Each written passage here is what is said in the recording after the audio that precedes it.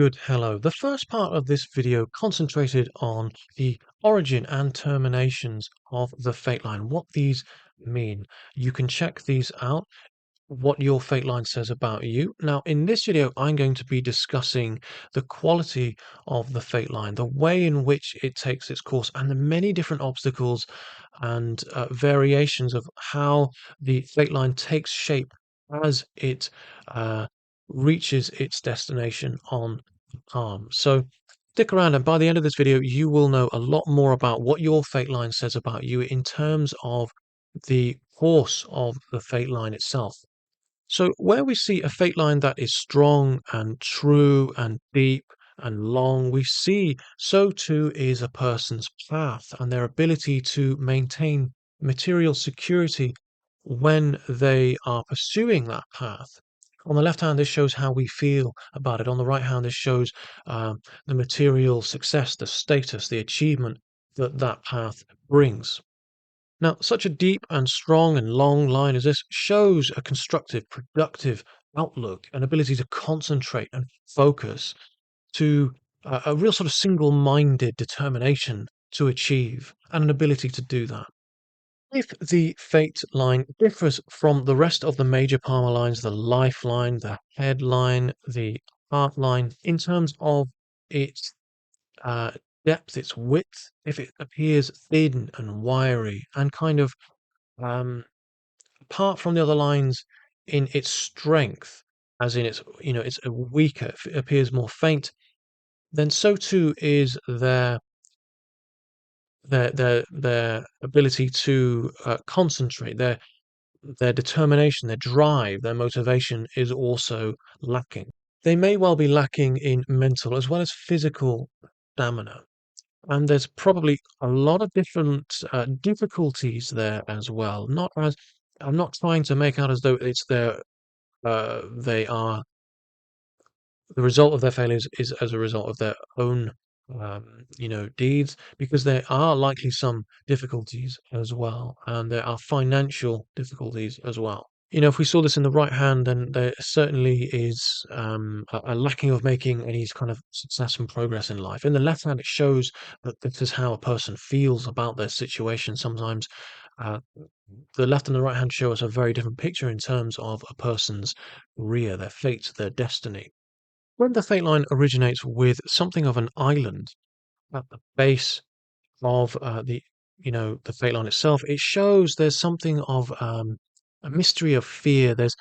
It's a potential sign of illegitimacy, and there's a fear that kind of shrouds their origins in life. They are at something of a psychological disadvantage um, around their peers because they feel alien to others in some way. They don't feel as though they fit in because they don't have the answers around their own origin story itself. Cross at the start of the fate line is often a sign of a loss of a parent, sometimes a grandparent, but there's certainly a feeling of loss around affection, and that the loss of that emotional nourishment can create issues later on in life. When we grow up with this underlying subconscious feeling of wanting, of desire, of need, it can manifest in unhealthy coping mechanisms. When that cross is seen further up the fate line, it can show a dramatic, unforeseeable obstacle, a great change in a person's life that they overcome, and through it become much stronger individuals, much more experienced. It can, however, cause shake up the psychological makeup and um, perceptions of a person can make them very negative about their thoughts and feelings, their outlook on the world, because of this unforeseen and often um, unfortunate circumstance. To give you an example, it makes us angry when our house burns down. It's going to make us a little bit bitter, and that's essentially what this represents, something of that kind of nature. It wouldn't make everyone bitter, but again, certainly this is where the fate line shows us a great degree about a person's character, their makeup. Well, the cross attached to the fate line on, the outside of the fate line, it's a very different story altogether because it's showing two very different circumstances uh, coming into contact with each other and creating two very different sets of circumstances um, crossing paths to create opportunities. And it's possible that very good things can happen from this. It's also possible that bad things could happen too. It's certainly a change of circumstances. It's certainly going to shake things up for a person, and they need to really look at. Um, they often have moments of clarity at times like this, and change their philosophy, their outlook in sometimes a religious way, but sometimes they just really understand. They reevaluate their what their values are in life because of their changing circumstances. Now, a star seen at the formation of the fate line itself is something of a shocking and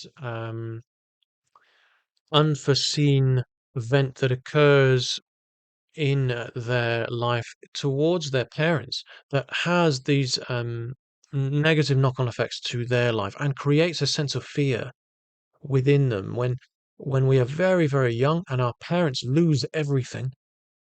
We see them flapping around. We don't realize that we are affected by this psychologically, and it embeds in our psychological, in our own nature. And we grow up with this um, neurosis potentially. We grow up with this idea of fear that we could lose everything at a moment's notice, and it can it can imprint on us quite negatively that kind of experience.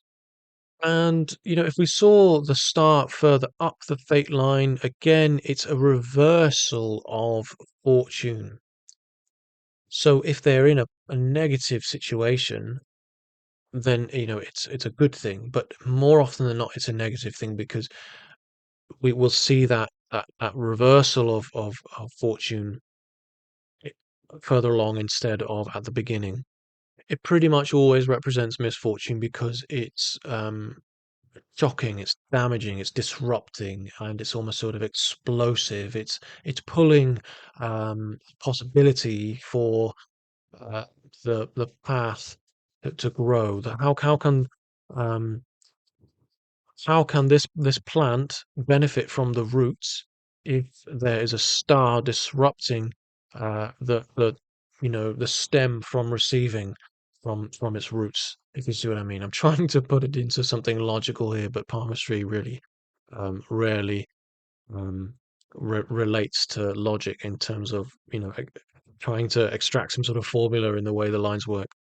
Now, a triangle seen on the inside of the fate line, close to the lifeline, just here, is something of um, combative success. You might see it in a military career. You might see it in a martial artist's career. You might even see it on the hands of someone who has defended someone else and become some sort of public hero as a result. In any case, it's a good thing and it shows some sort of martial prowess.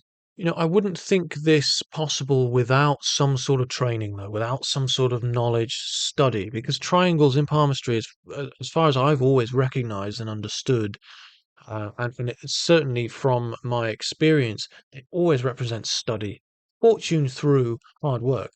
So squares are always positive in palmistry because they are signs of protection. They block things off, they keep things in, they safeguard. They are um, not always a good thing in a way because it means there is a need to protect in the first place. So it's often a sign that something is about to go wrong or could go wrong. There is the potential for disaster, but this is um, protected against, defended, safeguarded by this square of protection at the time of which we sit on on the fate line. So, for example, this would be anywhere between the age of maybe 29 right up to the age of 38. There is a period of around about 10 years here where this person needs to be very careful, be very mindful and cautious, especially in terms of finances and career. Times on a person's hand, you will see the complete detachment altogether. The fate line altogether completely detaches and breaks. There is a period where there is no fate line at all. And that is sometimes representative of a lacking of purpose, a lacking of fate, of um, destiny, of purpose, of satisfaction through the efforts that they are putting in towards making ends meet. It could be that they are homeless at that time or they are receiving very little pay. They will significantly uh, experience change at that time.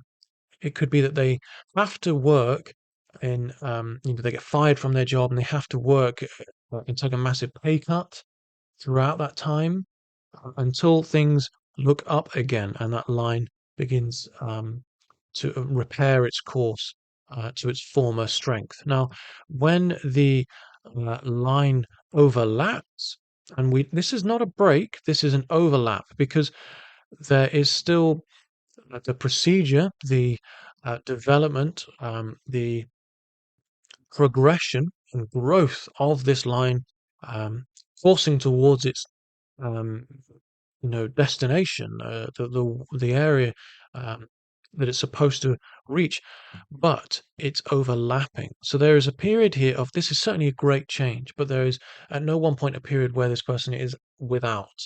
They are making the necessary changes. Um, they're working, they're leaving one job and moving home and starting a new job the next week. There's no gap where they are without, there's no loss there. And it is quite often that you might see both of these same signs in one fate line. You might see several of the markings that I have and will explain and reveal in this video in one fate line. Now, at times early on in life, you will often see something of a duplication of a fate line. It is very possible to see more than one, sometimes even three fate lines. I've seen up to four on a person's hand. But where we see a line like this kind of starting and stopping, it's showing us, it's what's known as David Brandon Jones called this a line of milieu, a line of environment, an environmental distraction or um, obstacle in some way. Now, what this is doing is preventing the productivity of the initial, original primary path of a person's life throughout the age of which this line is presenting itself. So in this case, it would be, you know, around about the ages of sort of 5 to 10 years old. And it essentially, this is a line of bad luck. That's what this is. It's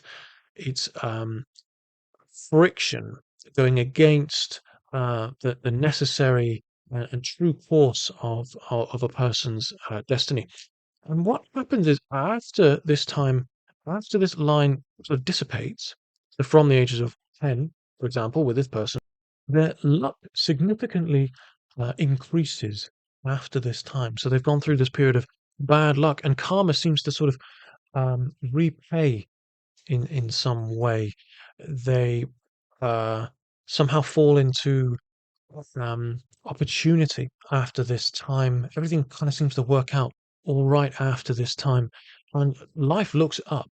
It's a really strange line, and it's almost always coming from sort of Pluto, lower lunar, and it's unforeseeable.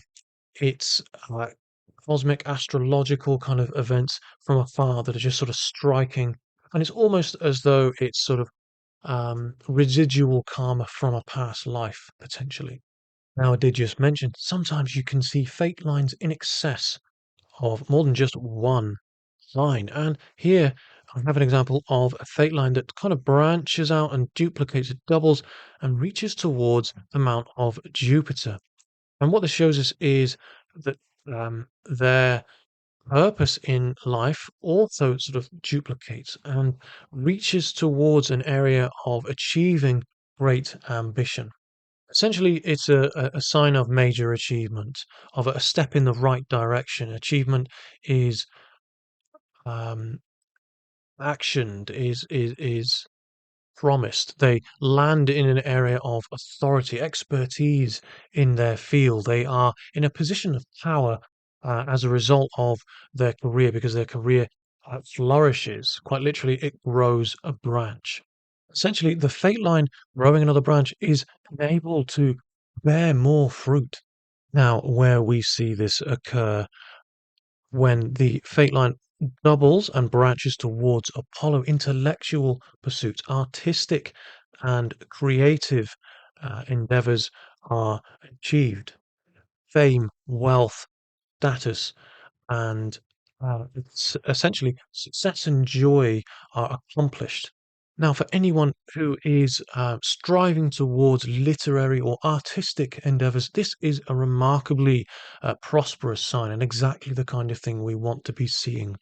And when a branch develops towards the area of Mercury, science, industry, and commerce, great successes are seen in these areas. So, again, if a person is striving towards endeavors of business or an academic area of pursuits in their career, this is a remarkably positive sign.